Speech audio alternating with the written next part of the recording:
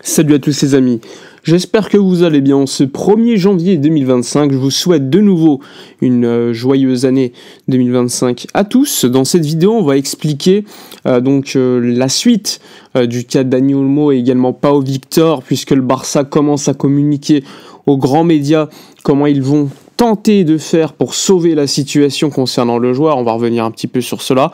Je vous renvoie ma vidéo d'hier concernant le ridicule de cette journée-là, parce qu'il s'est passé pas mal de choses hier, que ce soit les communiqués de presse du club, puis de la Liga, mais également la situation actuelle. Alors c'est parti. Alors comme vous le savez, je vous l'ai expliqué hier en vidéo, le Barça n'a pas pu inscrire Dani Olmo ni Pau Victor. Pourquoi ? Tout simplement parce que la cession des loges VIP, un certain nombre, dont on n'a pas le chiffre d'ailleurs, sur une durée de 20 ans, eh bien contre 100 millions d'euros, le Barça a fait 2 deals, donc avec 2 entreprises différentes. Une des entreprises a pu fournir à Barcelone un justificatif de paiement effectif, donc le Barça a pu ensuite donner ce document à la Liga, donc pas de problème. Néanmoins, la deuxième société ne l'a pas fait, ce qui a posé problème à la Liga, qui n'a donc pas pu confirmer que le Barça avait bien reçu cet argent et donc pouvoir inscrire Pau Victor et Dani Olmo dans les temps.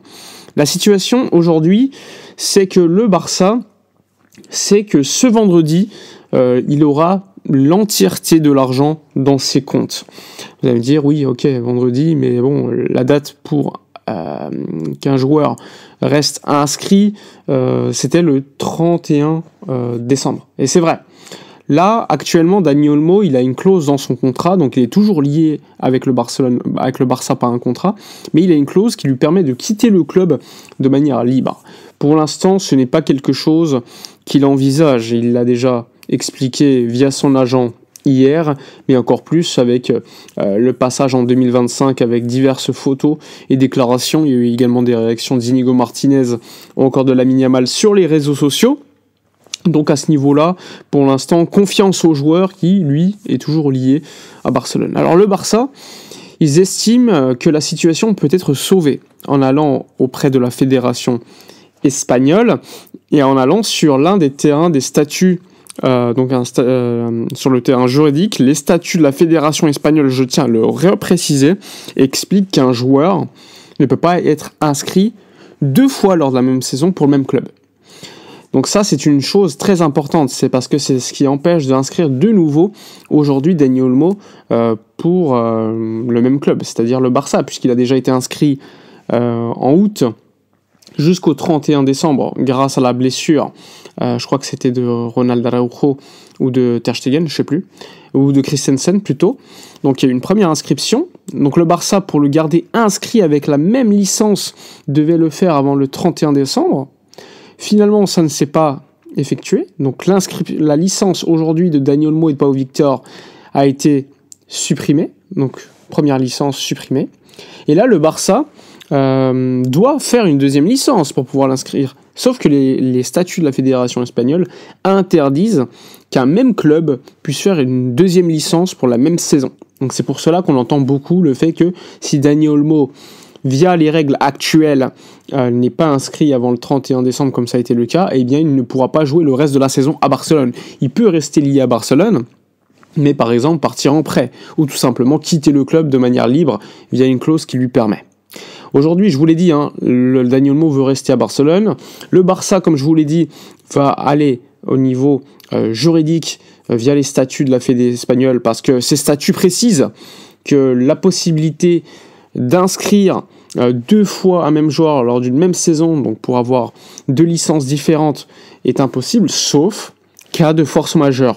Et là, la première situation que le Barça envisage, c'est d'aller sur ce terrain, le terrain de la force majeure, en disant que le Barça ne pouvait pas prévoir que l'une des deux entreprises ne pouvait pas fournir que le paiement avait été effectif, ou peut-être que ce paiement a été effectif, mais avoir un document était impossible. Bref, le Barça va aller sur ce terrain-là. Est-ce que ce terrain va fonctionner ? C'est compliqué à dire. Il faut savoir que le cas de force majeure, il y a 3 critères. L'imprévisibilité, l'irrésistibilité et le fait que ce soit extérieur. C'est-à-dire que le Barça ne pouvait rien y faire, que c'était imprévisible que cette situation arrive, etc. Donc, est-ce que la fédération espagnole et la justice va considérer que oui, c'était bien un cas de force majeure. Si c'est le cas, le Barça pourra avoir une deuxième licence pour inscrire Dani Olmo. Et donc, ça sera une bonne nouvelle. Mais il faut que la justice ou la fédération espagnole considère que c'est vrai.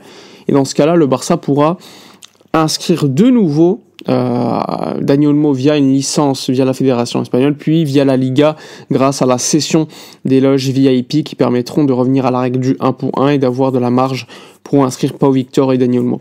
Autre alternative, c'est de tenter de modifier les statuts de la fédération espagnole, qui précise, comme je vous l'ai dit, qu'il est impossible d'inscrire 2 fois un même joueur lors d'une même saison. Donc 2 licences différentes pour un même club.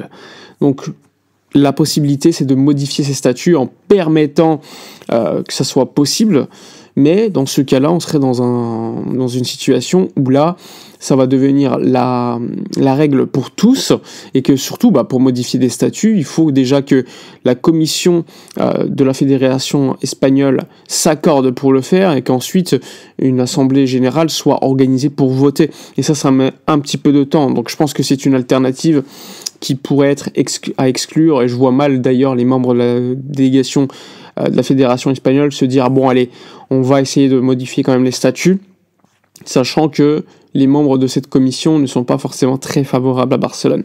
Bref, on verra en tout cas, mais pour sauver cette situation, je vous l'ai dit, il y a ces 2 alternatives. Une des 2 alternatives, c'est celle, comme je vous l'ai dit, du cas de force majeure qui est compliqué quand même, et l'autre, c'est modifier les statuts de la fédération espagnole, et pour cela, il va falloir évidemment beaucoup de choses. Bref, voilà pour comprendre un petit peu mieux la situation actuelle. Une situation extrêmement complexe, une situation difficile à comprendre pour les fans, et c'est logique, hein, le Barça est complètement responsable de cela, mais pas que le seul responsable, hein, je vous l'ai dit, la Liga a également sa responsabilité, parce que ils ont changé les règles en plein milieu du match, en fait, parce qu'il y a quelques semaines, normalement, le Barça via le deal Nike, ça suffisait pour revenir à la règle du 1 pour 1, et ensuite on leur a dit, bon finalement non, après avoir réinterprété les règles, ça ne suffit pas. Donc dans ce cas-là, le Barça a dû vite négocier donc la vente de certaines loges VIP. Évidemment, quand tu es rapide, pressé, le prix de celle-ci baisse par rapport à ce que tu aurais pu avoir normalement. Et donc, tout cela t'a pressé, et surtout, le Barça avait 3 semaines pour le faire, et a mis beaucoup de temps, parce qu'ils ont fait une demande judiciaire, afin de ne pas avoir à vendre ces loges VIP à un prix plus bas que ce qui aurait pu être le cas, pour tout simplement inscrire les joueurs via le processus judiciaire, ce qui n'a pas été possible à 2 reprises. Ensuite, l'option numéro 3, c'était la cession des loges VIP, et comme je vous l'ai dit, l'une des sociétés n'a pas pu fournir une preuve de paiement versé. Le Barça n'a donc pas pu verser ce document à la Liga pour valider les opérations et l'inscription des 2 joueurs. Voilà la situation actuelle. Pour l'instant, il y a beaucoup d'inconnus. On verra. Le Barça a fixé au 3 janvier la réception définitive des fonds de cette deuxième entreprise, donc pour fournir ensuite à la Liga le fait d'avoir reçu cet argent, et donc avoir une limite salariale qui reviendrait au 1 pour 1.